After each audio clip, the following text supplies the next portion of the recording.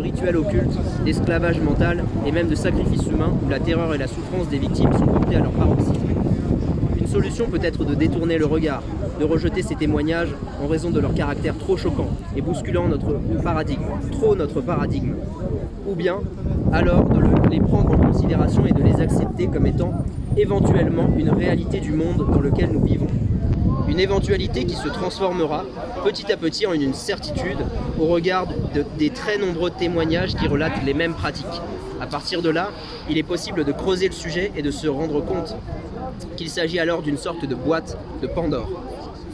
L'innocence de l'enfance serait-elle une fontaine de jouvence pour certains cercles ?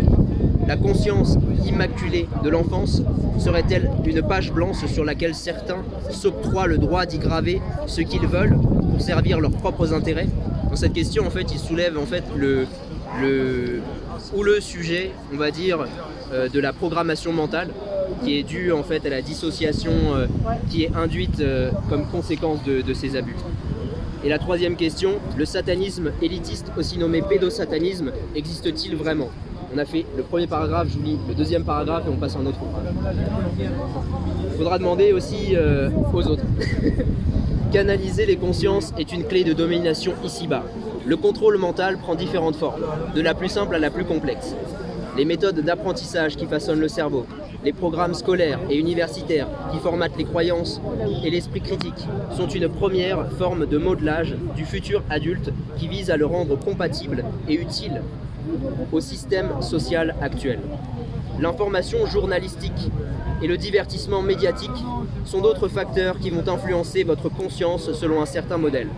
La pression sociale qui fait que l'individu se soumet à ce que l'on nomme la pensée unique est aussi une forme de contrôle mental. Les diverses pollutions alimentaires et environnementales altèrent votre cerveau et par conséquent votre capacité de raisonnement et d'analyse. À ce stade, la population conserve encore un semblant de libre arbitre. Chaque individu a la possibilité de remettre en question tout ce qu'on lui a appris depuis l'enfance.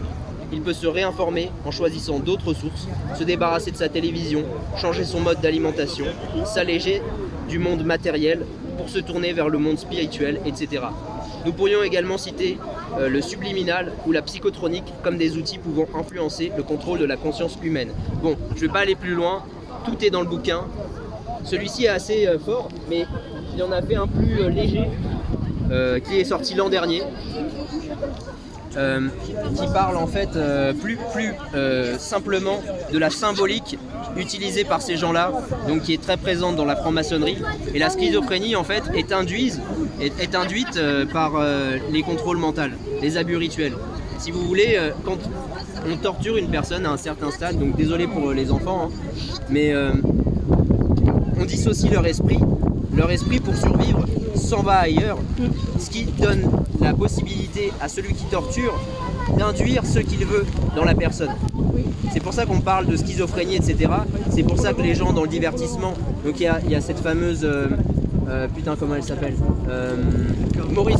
Anaïs Morissette qui a dénoncé il n'y a pas longtemps tout Hollywood en disant que l'industrie du divertissement est contrôlée par une élite de pédophiles qui pratique cette religion que Alexandre Le Breton appelle la religion sans nom. Et là vous comprenez enfin le sous-titre, outil de domination de la religion sans nom. Donc Anaïs Morissette c'est très récent, si vous allez voir vous allez avoir la data. Je vais vous montrer un petit passage de franc-maçonnerie et schizophrénie vu que je sais qu'à la page 173 il y a un passage qui me plaît bien.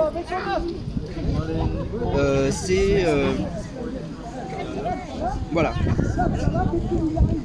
Donc, conclusion, le présent dossier franc-maçonnerie et schizophrénie soulève certaines questions légitimes et dérangeantes.